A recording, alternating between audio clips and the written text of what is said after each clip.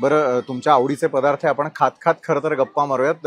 पुढचा प्रश्न जो आहे तो मला तुमच्या आवडीशी निगडीत असलेलाच विचारायचा आहे खरं तर.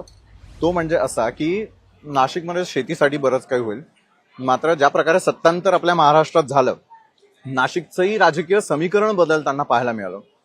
आता कृषी मंत्री पद तर मिळालंय, आपल्या जिल्ह्याला पालकत्व देऊ शकेल असा पालकमंत्री कोण असावा, त्यावरूनही रस्सीखेच सुरू असल्याचं बघायला मिळतं. कसं आहे, सर्वसाधारणपणे ज्या जिल्ह्यामधून ज्या पक्षाचे आमदार जास्त निवडून जातात त्या जिल्ह्याचं पालकत्व त्या पक्षाला मिळत असतं. साहजिक आहे, हा सर्वसाधारणपणे नियम आहे. नियम आहे.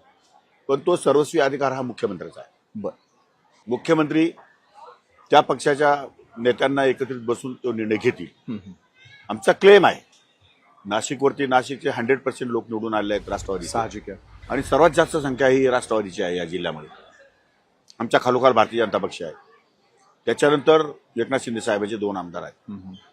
त्यामुळे आमचा क्लेम आहे, आमच्या क्लेममध्ये अजितदादा जो निर्णय घेतील तो मला मान्य राहील.